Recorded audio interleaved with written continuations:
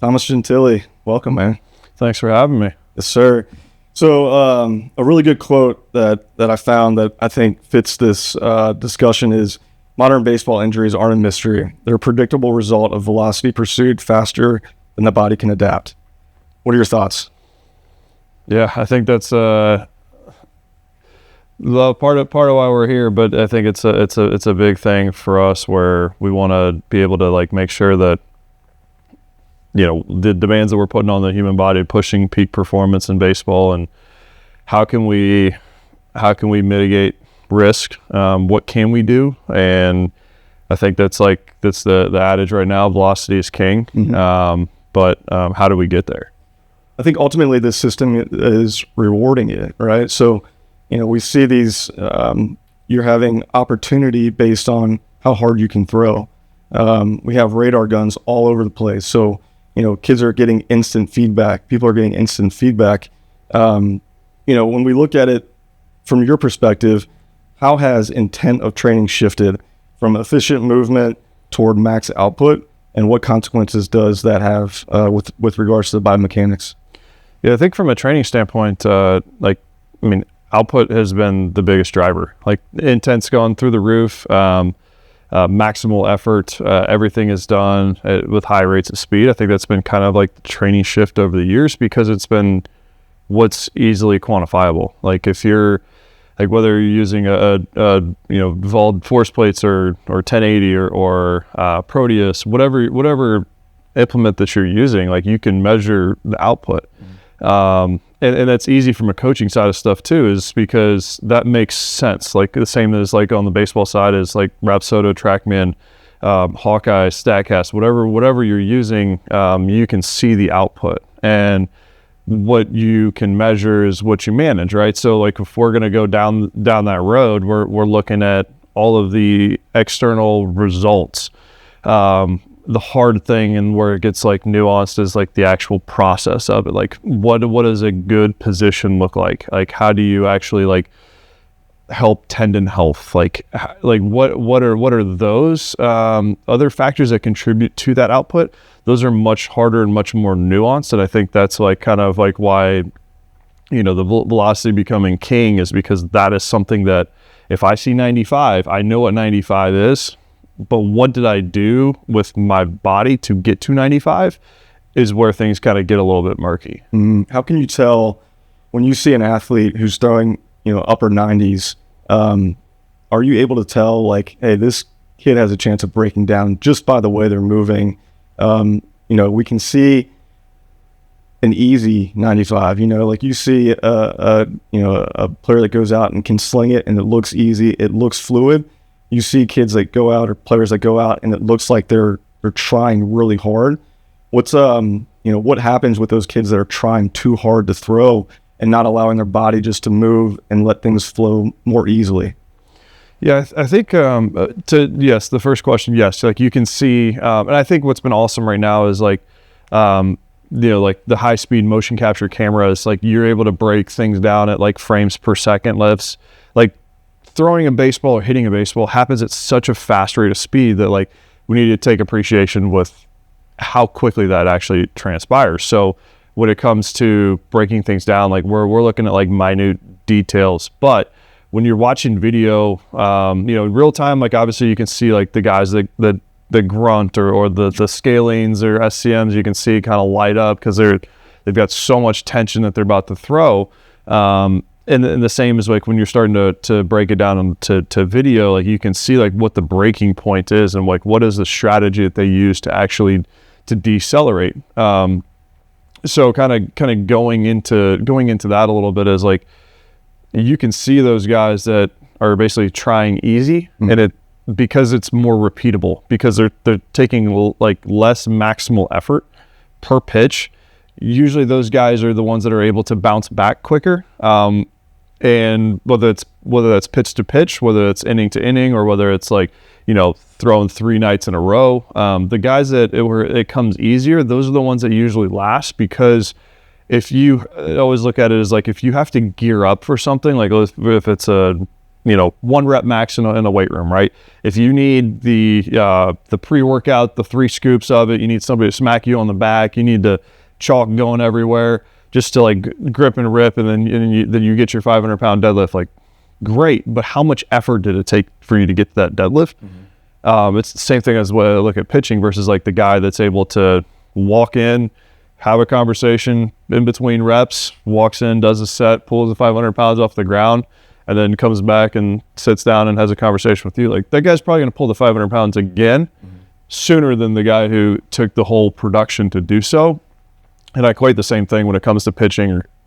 Specifically, it's like that person has a much harder time to gear back up to hit the same output number, velocity 95, whatever it may be, over time. And over time, that's going to lead to tissues breaking down much faster, joints breaking down much faster than those that are able to handle the demand of throwing 95 miles an hour. How do you tell somebody, like, how do you develop more of a fluid, easy type of pitching motion? Is that just developed over time, or is there a way to develop that? Is there a way to teach somebody like, hey, let's be a little bit more easy. Let's let your body work more as opposed to trying to just muscle through this thing?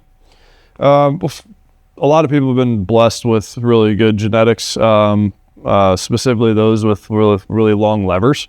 The ones with really long levers or bigger hands, things like that. Like, they're able to generate more torque. So things do come naturally easier. I'm 5'10" on a good day. Things for me were more on the maximal effort side to throw harder. So those with shorter levers, it probably takes a little bit more. So I think from like a coaching side of stuff is understanding what type of athlete that you're working with, and then understanding that to me it's yes, we can push the ceiling all the time because that's part of the output measurement we've been talking about, but like, how do you bring up the floor? Like, the average fastball in Major League Baseball like 10 years ago was like 91 miles an hour. Now the average fastball is over 94. Like, you have kids in high school throwing harder coming out of high school now than what you had major league pitchers throwing. Like, that's like how much we've pushed peak performance, and whether that's better nutrition, better training programs, more access to resources, weighted balls, whatever it is, like we'll get into, but like, we just have more accessibility. And also too, we have more data systems to measure things. So we have guys actually going through programs and can check and recheck what those output metrics are. And honestly, like, with the way social media is now, it's like, if you pop a 95, a 96 in a video somewhere, like, you're going to get more attention than if you're throwing 88. So I understand that side of it, whether it comes to recruiting or the draft process, and I get that part, but what's the cost of doing business there? Yeah, we were going to get into this a little bit later, but I think we can talk about it right now. Is it good for those younger athletes and high school kids to have those things to push velocity so quickly? It helps if those are things that you want to actually manage, but you have the prerequisites for it. And what I mean by the prerequisites of, like, can you actually slow down your body? Like, if you're the guy who's got the head whip everywhere, like, you got a really late arm, like, it is more max effort to try to get something that, or like, you went from 6 foot to now 6'3", you were 155 pounds and now you're 175 pounds. Like, you just had these, you've, like, especially in high school, it's like, you've got growth plates going every which direction. You have like the physical maturation process happening, and it happens at different time periods, especially in that 14 to 19 window. Some grow quicker, some go through puberty later, like whatever it may be, but like, you're going through the physical development process. Like, there's a lot of moving parts going on at the same time. So like, the ones that are more physically developed at that time, like, can probably handle a little bit more. And then maybe like the velocity emphasis is probably something there. But there's so many stories of guys that were throwing 78 miles an hour coming out of high school that are in the big leagues right now throwing upper 90s. And it's so for me, it's an understanding of, especially as like the adults in the room, the coaches, the trainers, strength coaches, whatever it may be, like understanding where that athlete is on what point in time and then their maturation process, and then apply the appropriate tools. Like if you're 12 years old and you're throwing on a radar gun, or you're throwing like, why? You should be figuring out how to throw the white ball over the white thing, and that should be as simple as what it needs to be. And I get the 95, 96, like on a video pops things off, but like how many videos have you seen where like the pitch thrown is actually a strike? And we'll get into all that later, but like that selling out for the velo side of stuff too, like it will catch up to you at some point in time, because I've seen so many times where you see that and then a guy shows up, whether it's for us, so like I've seen it a couple times where a guy shows up and he's like 88, and it's like, you got your foot in the door, which is great, but you're going to be out the door just as quickly as you got in, because there's no substance behind it. Or you geared up for that one time, that one rep max of velocity that you threw, and now we can't repeat it, or the body's starting to break down for it. And then at the end of the day, like, what good does that do? Right. I think that we have so many different baseball development organizations, right? And parents see that velocity, like we talked about, is king right now, right? And they want their kid to develop. They want their kid to get the scholarship. The kid says they want to continue to play college baseball and hopefully on from there, but we know how hard that is to do. So I think if you're getting into these programs, it's important to make sure there's a screening process, that we understand how the athlete should sequence and rotate before they even jump into these velocity programs, and to make sure they're mature enough to understand what that velocity can do, and how, if it's not done right, how it can break down the body too. Yeah, no, I think it's like a lot of the analogy of like everybody wants to build the 5-bedroom, 4,000 square foot beachfront house. And they're so quick to want to build the house that they don't realize that they put it in a flood zone, and all of a sudden it takes one big storm and the house falls down. It's a great looking house. It looks the same, but as soon as one thing happens, you can't handle it, and all of a sudden all of that work goes to nothing. And like that to me is some of these players going through the development process is like they're grabbing the weighted ball because they see a guy do it. They see the water bag because Skeens did it, and they don't understand it, like what their body can do, or a coach's side of stuff of like screening their athletes and understanding like how does this body work? What are the do's and don'ts? And then like, what am I adding on top of it? Like if I'm just going to chase the velo and I'm grabbing external implements and I have no control over my body and the ability to decelerate, like you're watching a guy's front foot plant while he's throwing, and you see the knee start to flex, and you just kind of see him like take the quad, like take the brunt of the deceleration, and the arm is super late. And then now what I'm going to do is I'm going to speed that up. It's like, wait, I can't handle 100% of my own body right now, and then I'm going to add external constraints on top of it. And what's going to happen when I'm asking my body to now handle 140%? Well, that gap is like, that's the injury gap. Yeah. You mentioned deceleration. We talked about that a little bit before we hopped on here. Just let's talk a little bit more about it. What is deceleration for a pitcher? Even we can get into hitting too. What's deceleration look like? Why is it so important? And go through some of the analogies we talked about before. Yeah. Baseball is an acceleration sport. It start from a standstill and give a maximal intent, whether that is a swing, whether it's a throw, taking off and sprinting to go get a ball, to go steal a base, whatever it may be. It's all acceleration based sport. But where you see a lot of the common injuries in baseball is deceleration. Like your hamstrings, a lot of those hamstrings happen from reaching for a base. You see a lot of obliques happen at the finish point of the swing. You see a lot of the UCL, the posterior shoulder issues, the flexor strains. Like those are all after the ball leaves your hand. Like nobody gets hurt in the layback phase holding a ball here. It's all once the ball is projected out of their hand, or you rarely do you see a guy take a step and load and then feel an oblique when they're loading. It's all once that bat gets to like full extension and then make contact or miss, and then that's when you usually start seeing it when they have to decel in a new pattern. Right. So looking through all of that, the big emphasis, especially something I've seen over the years, is like being able to decelerate. Like how good are your brakes? Like if you can accelerate, it's awesome. But like we talked about coming in, it's like if you go 75, like you have a car that can go 105 miles an hour, like you're moving pretty good. But if you're going 105 miles an hour in a parking lot, like you're going to cause some serious damage. Mm-hmm. Like, so what's the appropriate time? Like, can you learn how to go 25 miles an hour down the road and follow through traffic before we get to the highway, or is your only strategy of going maximal intent? Mm-hmm.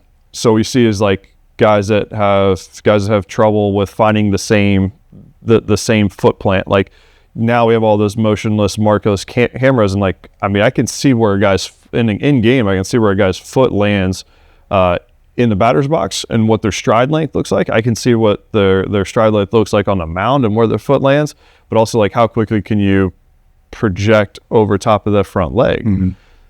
So we're getting so specific into all of that like I can actually see like the importance of what it is to decel. So if I'm reaching farther than what I need to, usually it's a sign of fatigue.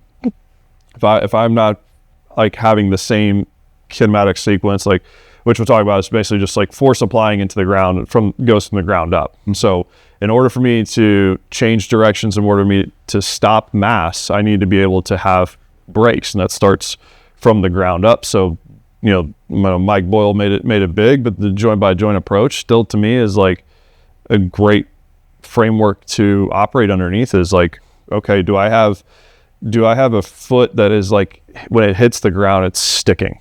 Like, do I have a front hip that actually can get into internal rotation first before the rest of my pelvis comes through? And am I able to have enough core strength where I can hold my rib cage back? And then once I'm hitting, you know, end range, front side, internal rotation, then can I actually let my rib cage go through? And then does my shoulder go into play after that too? Or am I moving all like a 2x4? Or am I going out of order? Do I get early internal rotation before I get to elbow extension? Or do I get early pronation before then? Like, if I see things going off, there's something that's going to take the brunt of it.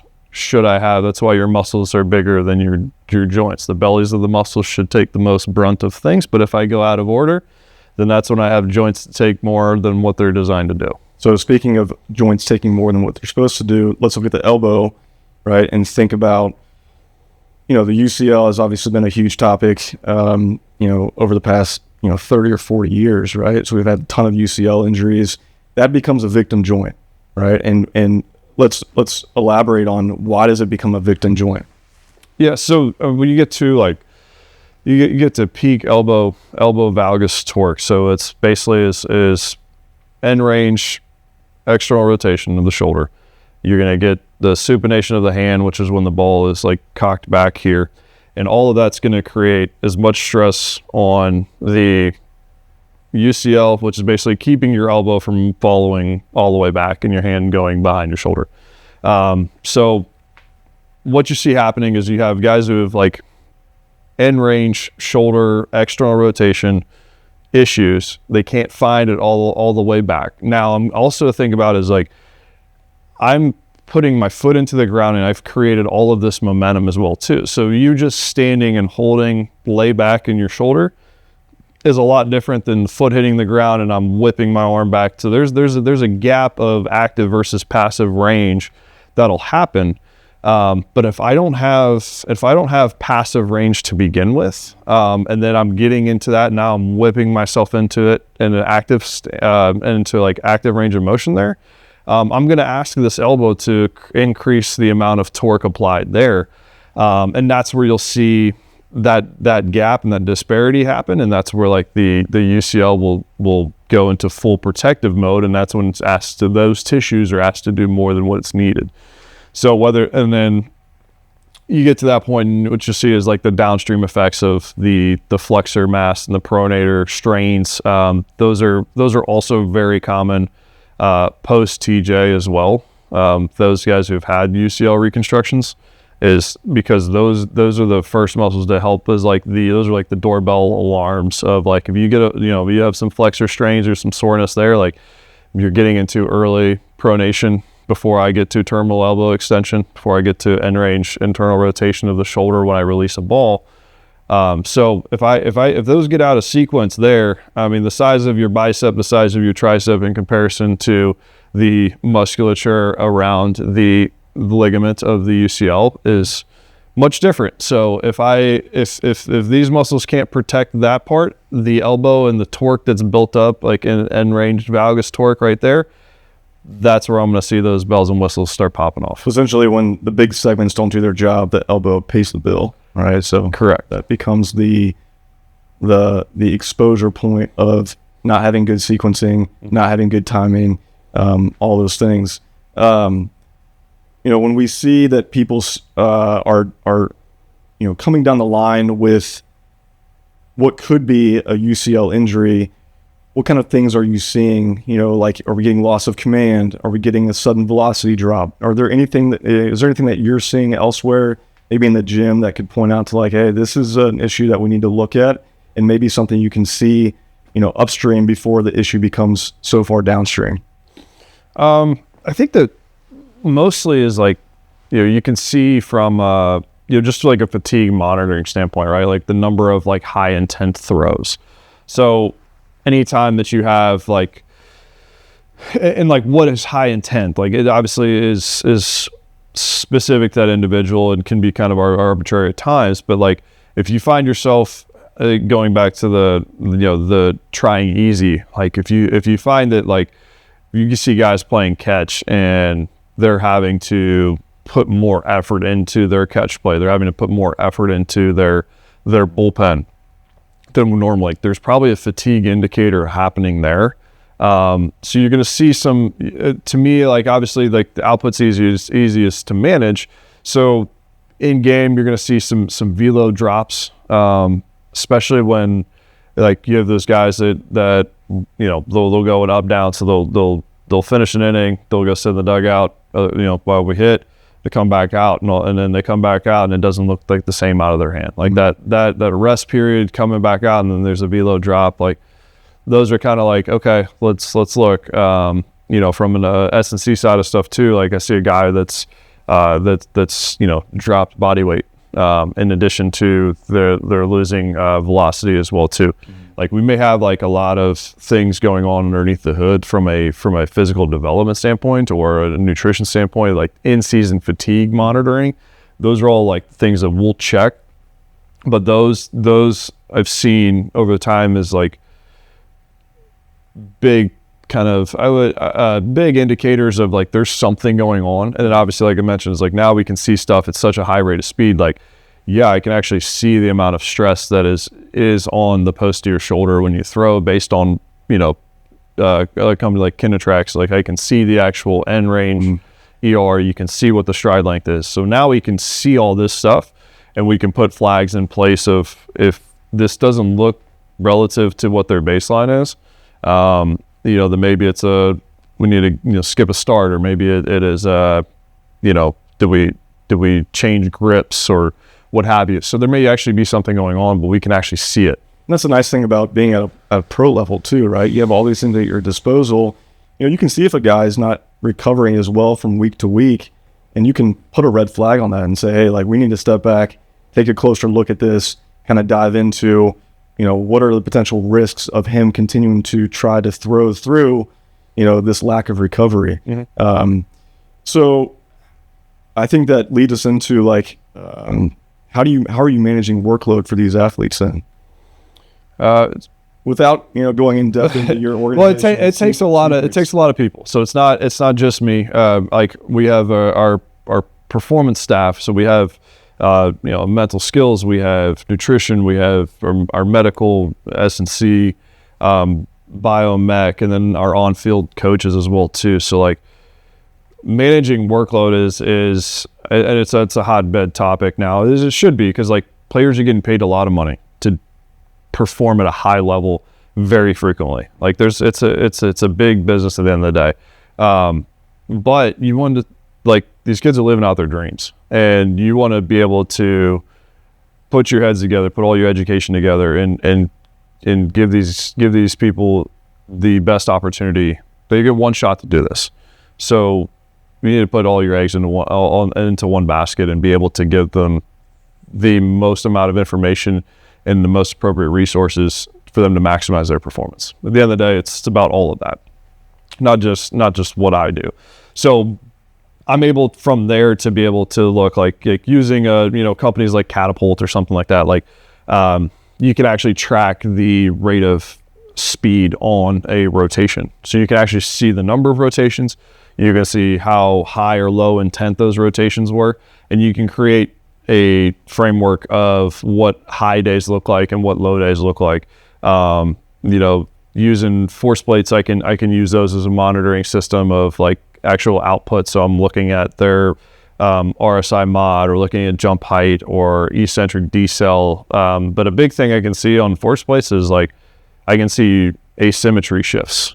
So like if a guy is braking and landing more into their right leg, and they usually had a strategy that it was more left, like, okay, why are we now shifting into our right leg? Like, what are we protecting? Are we protecting something? Is there something going on? And then obviously like body weight trends and things like that happen, because we're managing athletes through a course of 9-10 months. Mm-hmm. Like this isn't hey, we got 12 opportunities in a season to go. It's like we have 142 games, so you're not going to be at your best every single day, but just what is well below average, and what is like, okay, we're in a really, really good spot. So using all of our team is kind of a big thing for me. Is like, these are all different areas that we can monitor, but we need to be able to kind of come together with our parts and like tell the story. Like, yeah, if the guy was out for a couple nights in a row, team played in Vegas, and the things are down, like, okay, maybe that tells a particular story, right? Mm-hmm. Versus like everything is dialed in from nutrition standpoints. Like he's doing everything from an S&C side of stuff too. We're just, nothing's coming out of the hand. Things are lined up. Like, okay, well, it takes a little bit of diving in there. But when it goes to the workload side of stuff too, it's like we use all of our information together to like make sure that like our high days are high and our low days are low. And to me, it's like our job is to be like the offensive coordinators of stress. Like, are we with our like pitching coaches, with our hitting coaches, like if I have a guy come in and doing some recovery work, or they're coming to see you and doing some soft tissue, and then they go out onto the field and they're throwing like a maximal intent bullpen, like if the body knows no disparage between the stressors, like it just sees high stress. It doesn't matter where the stress came from, right? But we're not on the same page, because we did something recovery, but on field wise they did something of maximal intent. Looks a lot different than if we did our recovery day and then they played catch to 60 feet. Like, now the whole nervous system is down regulating, and we are in a actual recovery day. Mm-hmm. So then when it's time, okay, we're throwing a bullpen, like that's on our end, that's probably where you're going to see a lot of your plyometrics. You're going to see a lot of the high intent stuff in the weight room side of stuff too. Maybe the arm care looks a little bit more dynamic. Like, all of those stressors line up, and to me, I think that's kind of the biggest thing to manage, is like, do your high days look high or do your low days look low? Or is there, you may think one area of the house is low or high, and then everything else is saying contrary. And that's where you can get into some really big problems, because you look over in 5-6 days straight, there's been high intensity, whether it came from your particular department or not. Mm-hmm. You're not putting the player in the best position, because you're not being the adults in the room and talking to everybody. And it's usually some personal egos involved of like, it's got to look like this. And it's like, we've got to put them in a good position. Regardless, we may even have to take a personal step back, but to me, that's how you manage workload. Yeah. Once again, the nice thing is you have all these things at your disposal, right? You have a team, you're able to collaborate. You're not siloed out. Everyone's talking, communicating, because this athlete is the utmost important for your organization. What do you tell to a 16-year-old high school kid it's got some live stuff, but has no understanding of workload balance, what would you say, like, what's their first step in understanding how to manage their workload? Listening to the body is the first thing. Like, I'm a big appreciator of those that work really hard, super consistent. They want to be about the grind or whatever.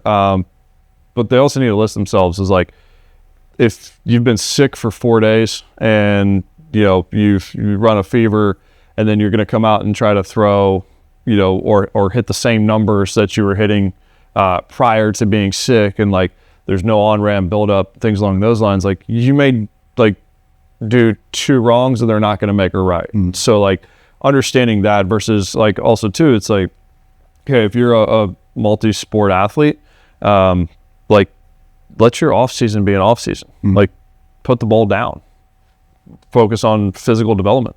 And then when it's time to ramp back up, then we ramp back up for our particular skilled sport. And so like, if you don't have all these, then you don't need all these tools. To me, it's like, use your body is your own tool. But if you're dragging that day and you find yourself that you're having to take a second scoop of pre-workout to kind of just to muster a normal day, like, you're probably taxing your system. If you're playing video games till 3 o'clock in the morning and then you're trying to make lifts at 6 a.m., like, something will give at that point in time, and you'll find out. But I think to me, it's like the telling the younger version of myself is like, got to listen to your own body, because there's days where I feel really good. It's okay to put the pedal to the metal a little bit on those days and go for it. And then there's days where, like I said, like sick or lack of sleep, whatever it may be. It's like, I need to find a plan B. Well, the nice thing is we have wearables, right? So like Whoop and Aura. Yeah. If you're dedicated to the sport and you want to really put yourself in a good position to understand your health, like, those are nice, easy things at your disposal to utilize. So, I would definitely take advantage of those, because it's going to let you know, like, hey, today's a day I can push it a little bit. Maybe I need to pull back, the next day. So, I think that's something to definitely look into. And then, like, monitoring your rate of perceived exertion, right? So like, maybe that's something that these kids are writing down. Like, today was a hard day. I'm going to write it down and just kind of remind myself that, yeah, yesterday was a tough day. I was a 7 out of 10 or 8 out of 10 throwing. Maybe I need to dial it back, the next day. So we've talked a lot about sequencing and timing. From a baseball standpoint, can you run through the kinematic sequence of pitching? Yeah. So, say, going through the ground up approach. So kinematic sequence. So what I'm looking for when a pitching standpoint too is, so my front foot is going to plant into the ground. When it plants into the ground, that's going to shoot an upward effect of where I'm going to manage the force. The end goal is I have to get all of that force that I push through the ground out my fingertips. So once you see foot strike, then you're going to see the pelvis rotate. Once I see the pelvis rotate, then I'm going to have the rib cage rotate after that. Okay, then I'm going to get to internal rotation of the shoulder. Then I'm going to get to elbow extension, and then usually pronation. Some people supinate, but I won't go into all of that. But pronation and then ball out of the fingertips, usually lastly off the middle finger or the index finger. How do you incorporate like solid kinematic sequencing into your strength conditioning programs? Adding constraints. So again, part of looking at what these players do really well on the field, right? What are their superpowers? So figuring out what that is, like, if to me, it's okay. The lead leg block is a big thing to talk about. It's a kinematic sequence. Like, in order for my pelvis to actually rotate, like if my pelvis is rotating while my knee is still flexing, so I'm basically like sinking into my front throw, it's going to be really hard for me to project over top of my front leg, and I'm going to lose velocity that way. I'm going to lose kinetic energy out through the knee or through the hip. I'm going to have it go in different directions. So looking at that first. So if I have a person that cannot break on the front leg, like, okay, well, I'm going to give them like single leg RDLs, put them in a lot of unilateral stances to be able to like hold their pelvis in a position that, I've got one hip slightly flexed and one slightly extended. Like, can I actually hold that position? Yes or no? and then go from there. Like if I need to see more like the guys that are kind of rotating like a door frame, where like as soon as that front foot hits, they may have a good lead leg block, but the hip and the shoulders all go together, and there's not much hip shoulder separation. So putting them in like stances that'll challenge that. So if it's like a wide base where I take my hips out of the equation, like can I hold my rib cage back into a spot to feel an oblique? So from a training aspect is like, whether it's using my own body and just challenging the position, or am I using constraints like bands or like, Kaisers or cables or what have you, to be able to challenge the position that I'm trying to get. Your position as a strength and conditioning coordinator has become so specific because each of these approaches is individualized for the athlete, and it has to be, right? Because not every athlete's going to move the same way. Not every player is going to have the same. There's going to be constraints from player to player, and you've got to understand that. If you're talking to a past Thomas, and you would say these are the things that I would get into, or I would learn as a strength and conditioning coach early on, what would you do? What would you put yourself into to help progress yourself quicker in understanding these topics better?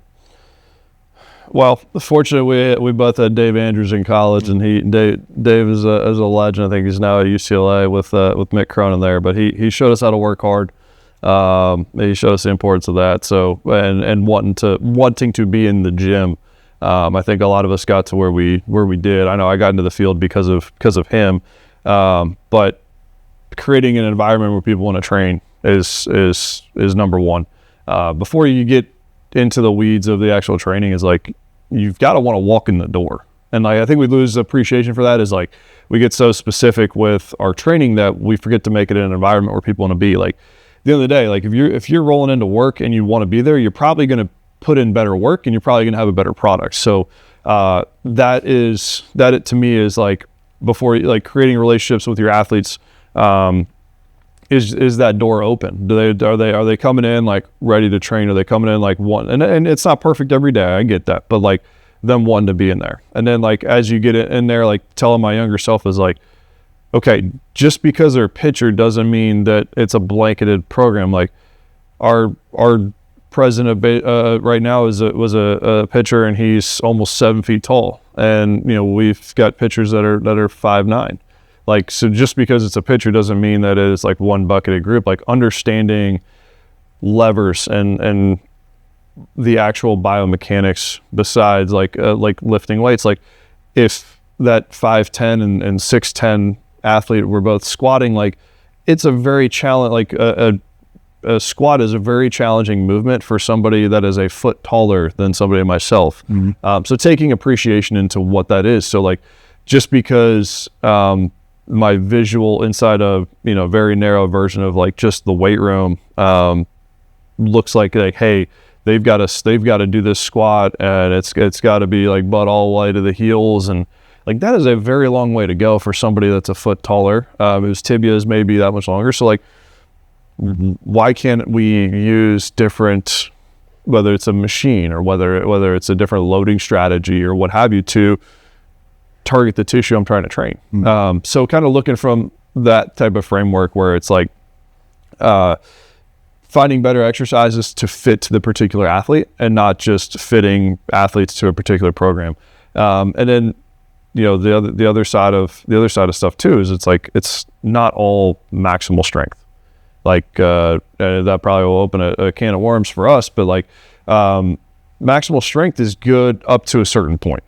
Like it's I remember listening to Kevin Durant during the combine, and everybody was laughing about Durant not being able to bench 135 at the NBA combine, and never made it huge. Like he's arguably one of the best shooters and basketball players of all time. Like, does he need to hit this particular exercise at a particular weight for us to say that he is a good or bad athlete? Yeah, and ultimately that, if he changes the way that his body, is developed through maximal intent, it changes the basketball player he is. He's not as springy maybe as he is, the way he's developed through playing basketball. I think one of the things is like, we don't build durability by avoiding load. Yeah. Right. You build it by progressing load intentionally. Mm-hmm. So like max strength isn't always the answer to everything. Right. Let's talk about it. Yeah. So I think that's, it's a good, like, there's a point of diminishing returns. Like at the end of the day, like, so going in through like the history of strength conditioning, like a lot of S&C textbooks and, magazine articles and stuff I remember reading growing up is like, they're all derivatives of bodybuilding, Olympic weightlifting, and football. And if you look at football, you have 12 to 16 competitions in 52 weeks. Mm-hmm. If you look at Olympic weightlifting, you're probably competing, 4, maybe 6 times a year. And same thing with like bodybuilding. Like you're not doing a show every night. Like you're doing 12, 16 week blocks or cycles going through. Like, so when we transfer that to sport, if we're going off of those type of derivatives, like, yes, there are physical preparation qualities that are benchmarks to have to be able to handle the amount of stress of what it is to play sport at a high level. And that's honestly like high school, college, pro, I'd consider all of it pretty high level. Mm-hmm.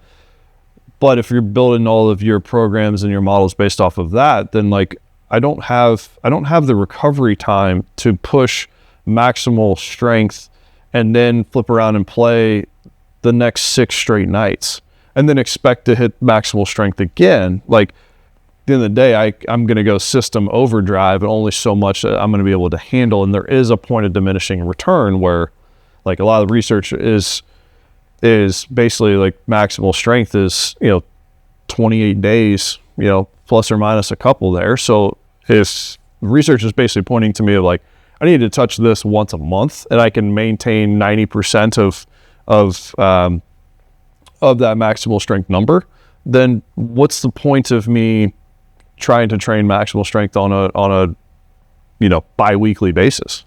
So is that the difference between in-season, off-season training? Would you say more max strength is developed during the off-season, or are you just how are you trying to maintain max strength during the season? Because we know that throughout the course of the season, the body, playing 162 games, right? So your body's going to break down. You might not be able to maintain those same levels. Are you building more max strength off-season and trying to maintain it, knowing that throughout the course of the season, there's going to be some less strength, towards the end of the season? Yeah, I think that off season is like a development time, so you'll have more like you'll have more opportunities there because you don't have the stress of travel. Like you're probably going to feel better because you're not traveling, because you're not having to be at the ballpark all day. You probably are in your home training environments where you've got your own setup, or you're around a group of like-minded people, at least hopefully for the positive. Mm. But you could be in a pretty good training environment, so maybe that's an appropriate time too. But I think it, to me, it's just like it depends on where you're at in your career. Like. Mm.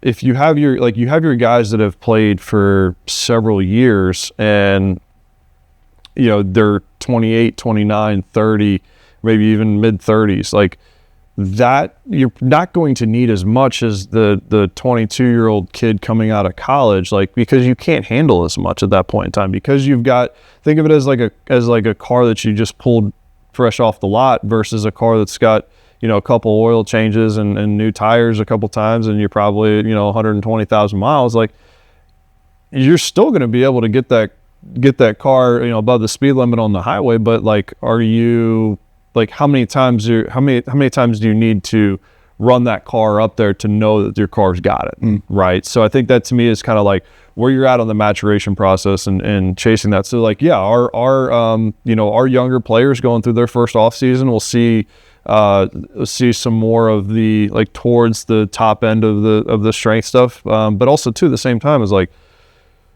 if you hit 90%, like if you pull 450 pounds off the ground, I'm gonna call you strong. Mm-hmm. Like, do you need to get 500? like, is you getting 500 pounds and pulling that and lifting that, like, other than it being maybe a personal ego driven accomplishment, like, what's the cost of doing business? Like, if I want to put the other 10 pounds on there and, you know, and I pull something doing that, then it wasn't worth it. Right. So like at the end of the day, like, my job is to be on the field, if I'm a player. So I'm going to, you know, push it, but with some sort of understanding of, like, we're not trying to be the best at working out. Like, we're trying to win And be durable. series and be durable. And, like, you've got to be able to be there every single night because you get paid to play. Yeah, and I think that's the difference between somebody in their first big league season and somebody who's played 10 years in the big leagues, right? Those guys know what it takes to be durable. They know what the travel looks like. You know, they know how to come in and prepare themselves for, you know, playing 162 games. We know, like we said before at the beginning of the talk, that velocity is king right now. It's not going away. We're going to wrap this conversation up into a couple key points. What are your takeaways? What are your things you're telling people? Velocity is not going away. It's going to continue to rise. We opportunities are driven off of velocity right now, and the problem with that is, you know, there can be a recycle of guys that are throwing 95 miles an hour, and that's a tough pill to swallow. So, what's your takeaways? How do we build durability? A few points here. I think from a training side of things, I mean, the biggest one is, like, make sure joints are capable of handling what you're asking it. So, like, from a screening process, making sure that you're obviously, like, consulting medical staff as well too. So if this is your, high school kid who's trying to play college or pro, like, speaking of those, that population is, like, just make sure you're around, like, people who know what they're doing, from a sense of, like, going through a screening process before we start loading you, making sure that, like, if something doesn't feel good, you're probably not in the right position. Like, it can be that simple at times, but speak up and say it, because at the end of the day, you're in charge of your career. So I think that's a big thing for me, is, like, making sure that, like, if it doesn't feel right, that's probably not the right exercise. But be with people that understand, like, how to screen what we're doing, and then put you in positions for success. And then when it comes to like the velocity not going anywhere, and nor should it. I mean, there's some of the best players in the world right now. Like, you look at every one of the 30 teams, and, like, there's superstars on every single team. Like, this is the most that, like, baseball has been in the news and in the media, and, like, the popularity of the game. Like, there's some very impressive players. So I don't want to take away from any of that. I would just say that, like, pick your moments. Like, if you're going to go to, whether it's, and I'm being involved with the draft process as well too, is, like, pick your moments. If you're going to go to all these workouts, you're going to play a perfect game, you're going to play for this team here or that team there. It's like, pick your moments. Like, you don't need to be everything for everyone. The good thing about social media is, like, I don't need to throw, like we did. It was like, you had to go to 12 different showcases and play for 4 different teams or whatever, just to hopefully you get noticed and play every single weekend. It's like, pick your time. Like, when it is your off season, to like, be off, like, go do something else. But when it's time to actually, like, hey, like, this is a big deal, it's a showcase or whatever it may be, like, I want to kind of let it fly a little bit, and, like, I'm prepared and I've trained well enough for it, then go for it. Mm-hmm. But we're not trying to go for it every single opportunity, because at the end of the day, there is a point of diminishing returns in it, and, you may not like what you see on that side of it too. So I think that's probably managing that. I think is kind of a big thing when it comes to velocity. Yeah, man, great conversation. Appreciate you being here. I think we covered a lot. I think people can take away a lot from this. So I think the conversation will only continue in the future, and we can get in depth in more things as baseball develops. So I appreciate you being here. Absolutely. Thank you for having me. Cool. Great. Yeah, dude.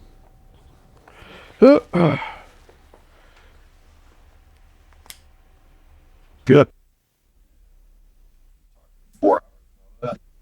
You're safe.